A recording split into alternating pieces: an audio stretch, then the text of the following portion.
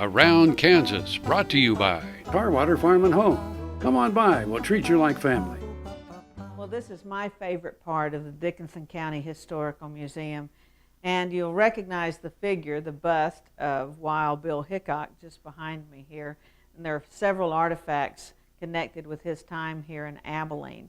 And of course, he was here during Abilene's heyday as a cow town. Abilene became famous because it was a railhead for the cows being driven north out of Texas. And of course, then they were shipped back east. Well, Wild Bill from 1870 to 71 was the marshal here in Abilene. And he was a pretty tough marshal. You know, he's pretty handy with a gun, and ironically his job is to enforce a no-gun law within the city limits. And keeping those rowdy cowboys in line was a pretty tough job.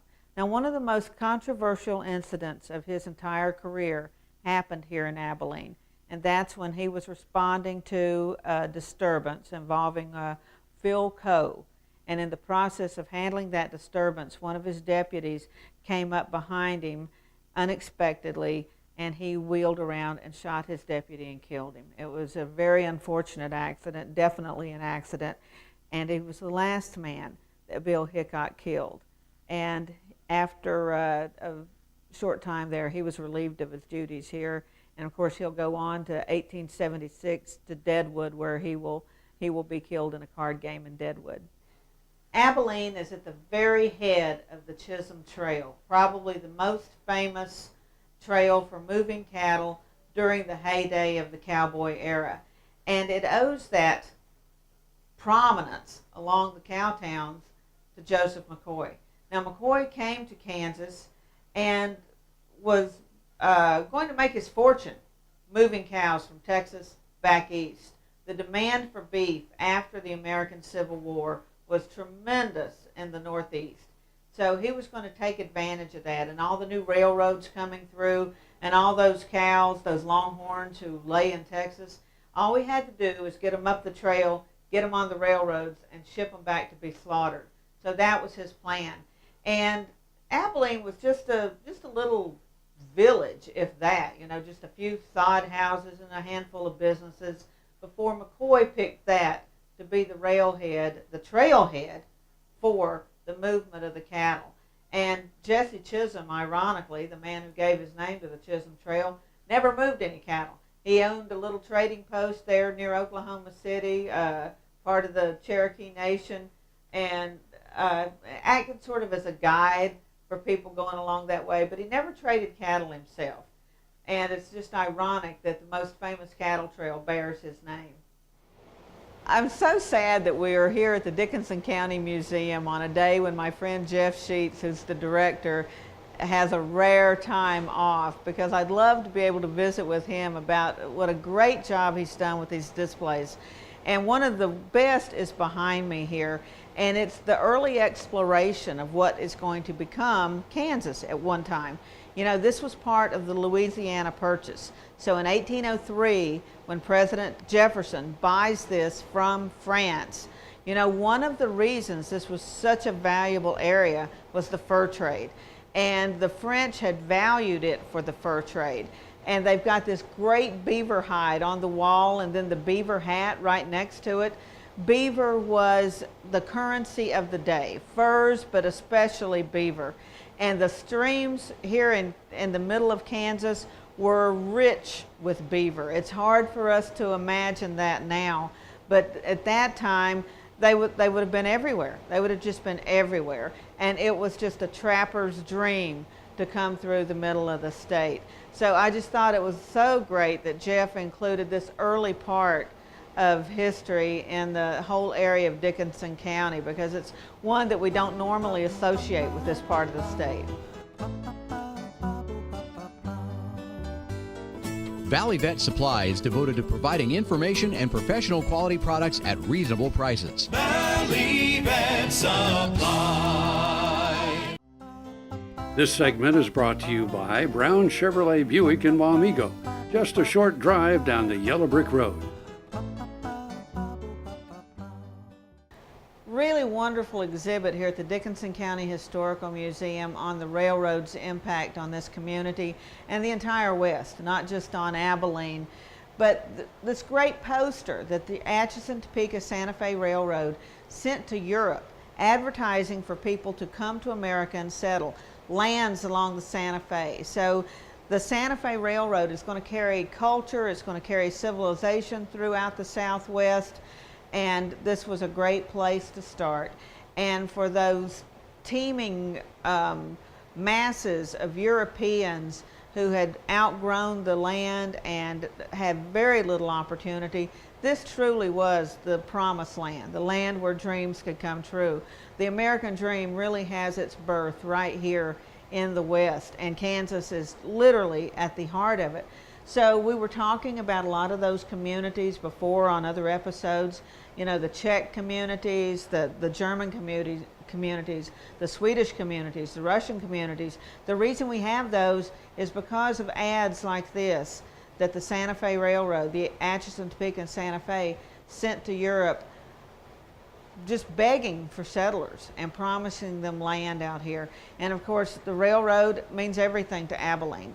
This, again, you've got the trailhead for the cows and the railroad coming together, and so all of that comes together to create this community. And with the Homestead Act, you've got all these soldiers coming out here after the Civil War is over from the east to make this their home, again, because we've got land and we've got opportunity. And the railroad is just the bloodline, if you will, the arteries for that to happen. Without that railroad, none of this can take place. Hello? Sorry, can't talk right now. We're filming around Kansas. I'll call you back in a few minutes. Where can we go today without our cell phones? And if you look around here in the Dickinson County Historical Museum, you'll see the most incredible collection of phones I've ever seen in my life. It's just unreal. There are posters here about party lines. Are any of you old enough to remember party lines? I actually do. When I was a kid back in the dark ages, we were on a party line and everybody had like a different number of rings, longs or shorts, to indicate whose phone was being called. And of course you would pick up the phone and listen in on your neighbors, and you know, those were the good old days. This collection's incredible. You've got the switchboards, you've got the phone booth. Where would Superman have been without the phone booth? I don't know what he does these days, but this is just, what a great surprise in the back of this already incredible museum. You got to make this a stop.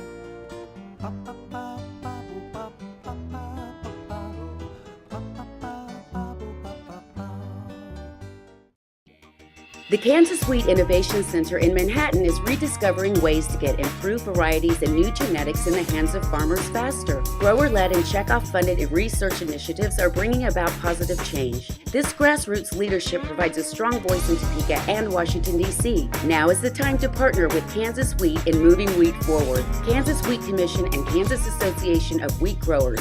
Farmers investing in their future and yours. Log on to rediscoverwheat.org. Around Kansas, brought to you by the Kansas Soybean Commission. The Soybean Checkoff, progress powered by Kansas farmers. Believe it or not, we're still in the Dickinson County Historical Museum. Can you believe it? So many buildings here, so much to see.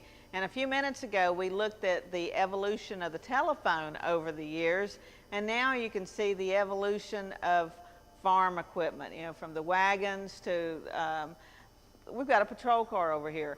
But this harvesting equipment, the tractors, the harvesters, is just an awesome display of not only the evolution of the machinery itself, but really the human story of what it took to pioneer here in Dickinson County and throughout the West, of course, and to make a living off this ground.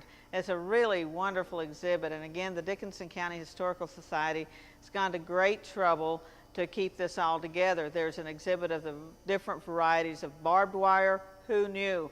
And so many of the local families, of course, have donated vehicles, tractors, to this exhibit. It's one of the things that makes this so special and makes this museum very unique. You know, the families, the community has really stepped up to the plate to donate these items and then to maintain them and share them with the public. Kudos, guys. It's just a fantastic job. One of the jewels of the Dickinson County Historical Museum is this C.W. Parker Carousel. Parker was in business in Abilene from the mid-1890s to 1911.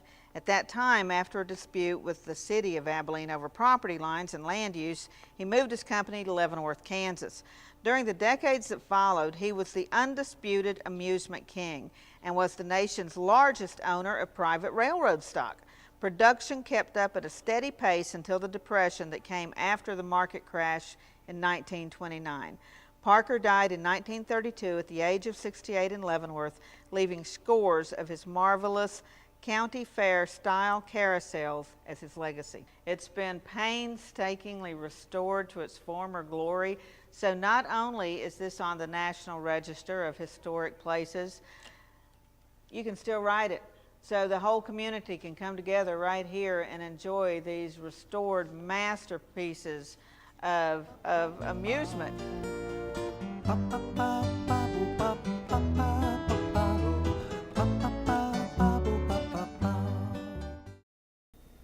Tar Waters has what you need for all seasons for around the farm and home. Working, hunting, growing, feeding, snow removal, even fun for the kids. And a service department with experienced techs to help keep your equipment in top running condition. Tar Waters has a huge selection and the best prices. Tar Water Farm and Home, family owned and operated since 1978. They have what you need.